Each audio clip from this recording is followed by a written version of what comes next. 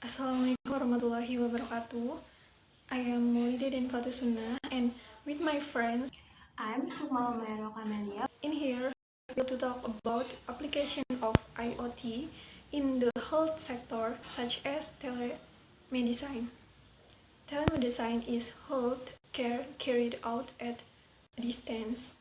Telemedicine is the transfer of electrical medicine data from one location to another. And with IoT technology, the doctor can control their patient long distance using sensor attached to patient body. An example of applying Internet of Things to telemedicine: 1. Temperature sensor, 2. EMG sensor for nerves and muscles, 3. ECG sensor for heartbeat, 4. Spirometer for respiration and lungs, 5.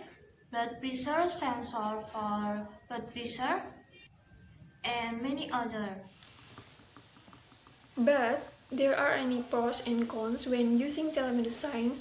The pros are: number 1, to facilitate control of care, for example, for people with diseases that need to monitoring their health parameters intensively and continuously.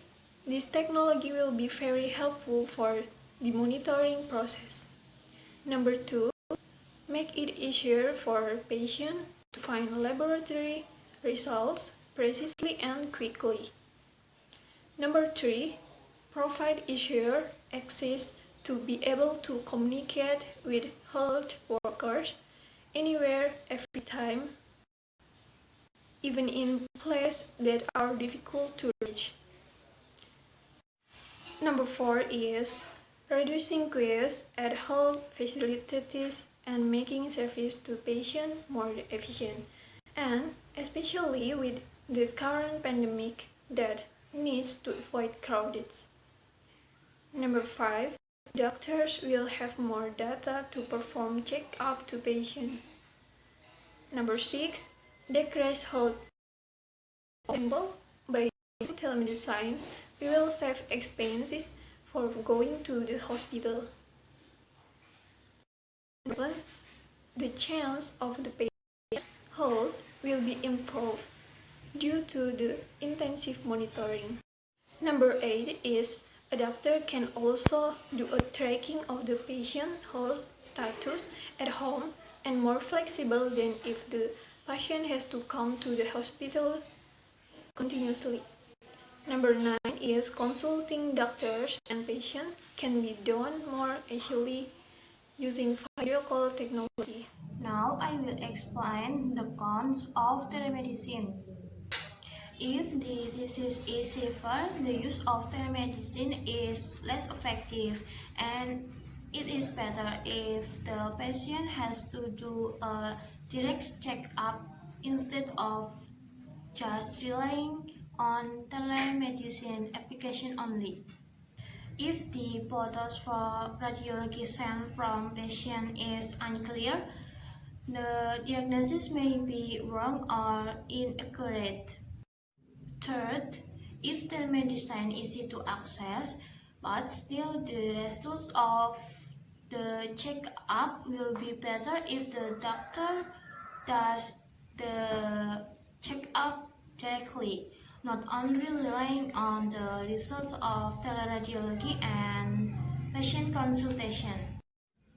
Fourth, if someday or sometimes many people access to consultation or to see results or other purpose, it's possible that the response of the application will be errored, and if the networks doesn't support, will be waste time for the patient and for the doctor.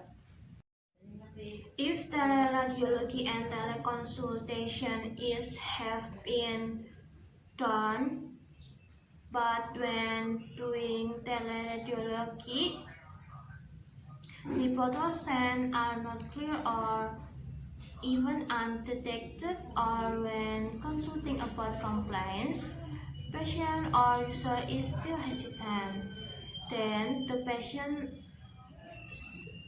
still has to come to hospital for medical check-up.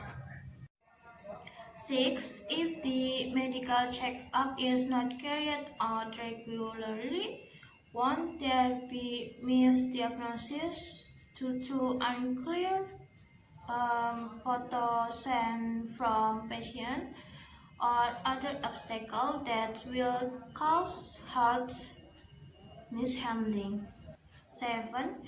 If when the patient want to do a consultation via video call, but there is no doctor in charge of serving the telemedicine application, the consultation can be carried out and health service will be hampered.